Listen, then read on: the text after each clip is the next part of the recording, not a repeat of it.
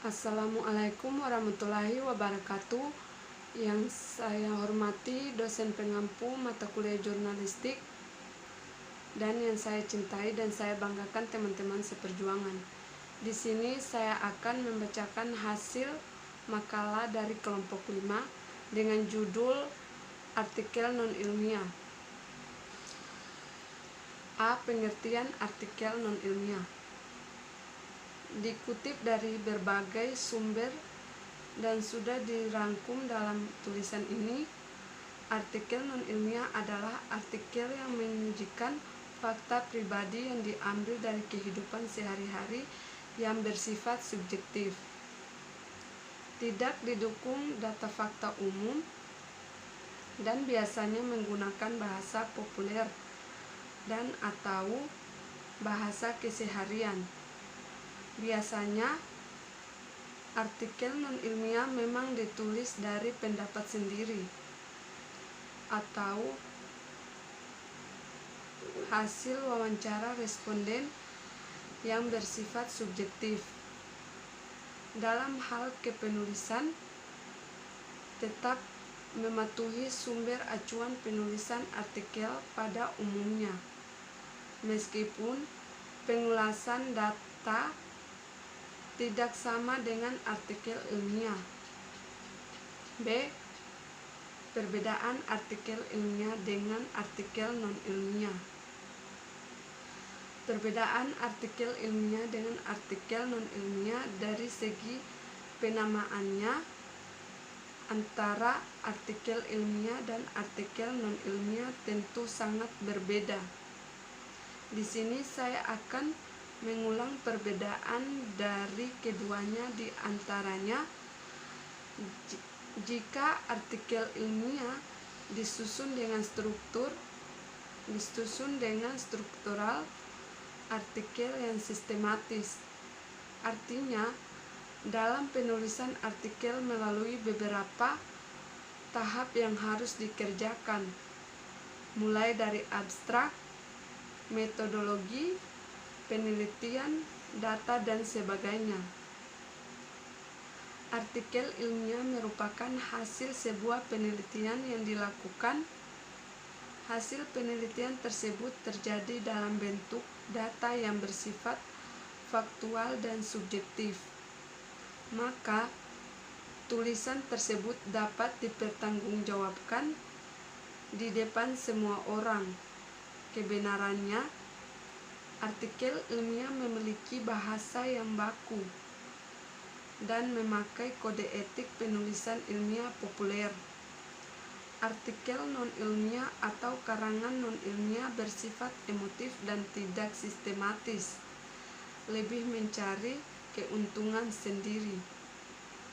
Karangan non-ilmiah bersifat menggurui, menunjukkan penilaian yang tanpa bukti akurat, mencari dan seringkali membujuk pembaca. Karangan non-ilmiah seringkali menunjukkan gaya bahasa hiperbola dalam pemilihan kata, sebab tulisan tersebut merupakan pendapat sendiri atau pribadi. Ciri-ciri artikel non-ilmiah. Berikut akan saya sampaikan ciri-ciri karangan non-ilmiah sebagai dikutip dari Lama. 1. Berdasarkan fakta pribadi. 2. Tulisan subjektif. 3. Gaya bahasa populer dan bermakna konotasi. 4. Tidak mengandalkan hipotesis. 5. Dramatisir, persuasif, imajinatif, deskriptif. 6. Emotif. Dari keenam ciri-ciri di atas menjadi titik kumpul perbedaan dengan artikel ilmiah yang bersifat penelitian, bahasa baku, dan faktual. Contoh artikel non-ilmiah. Berikut akan saya sampaikan contoh artikel non-ilmiah sebagaimana dikutip dari laman Mailisa Fitri Jurnal. Di bawah ini Ayo jangan malas cuci tangan. Menjaga kesehatan tubuh bisa dimulai dari hal-hal yang paling sederhana. Mencuci tangan misalnya, mulai sekarang jadikan cuci tangan sebagai bagian dari gaya hidup Anda. Tangan adalah organ tubuh yang paling vital untuk menunjukkan aktivitas sehari-hari. Dari tangan inilah akan tercipta karya-karya indah. Namun, dari tangan jugalah berbagai penyakit bisa menular. Tanpa disadari, aktivitas sehari-hari membuat tangan selalu bersentuhan dengan benda-benda melalui pulpen, keyboard komputer, gagang pintu, dan benda-benda lain.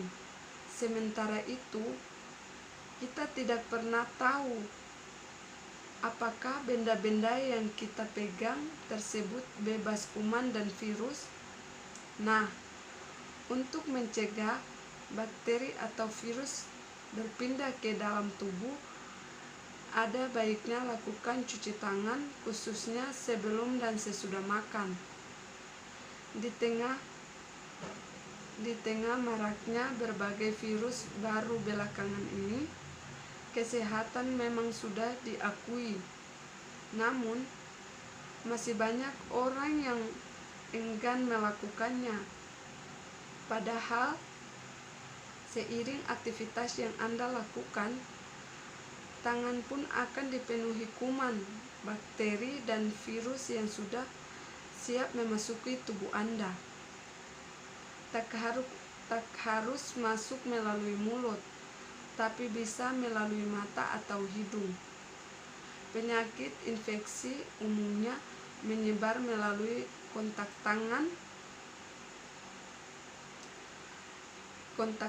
termasuk demam biasa, common cold, flu, dan beberapa kelainan sistem pencernaan seperti diare.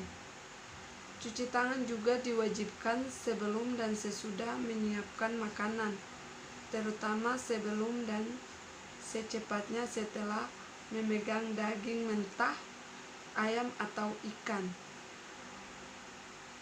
Mencuci tangan juga menjadi sangat penting sebelum makan, setelah menyentuh hidung, setelah batuk atau bersin ke tangan, sebelum atau setelah menangani luka atau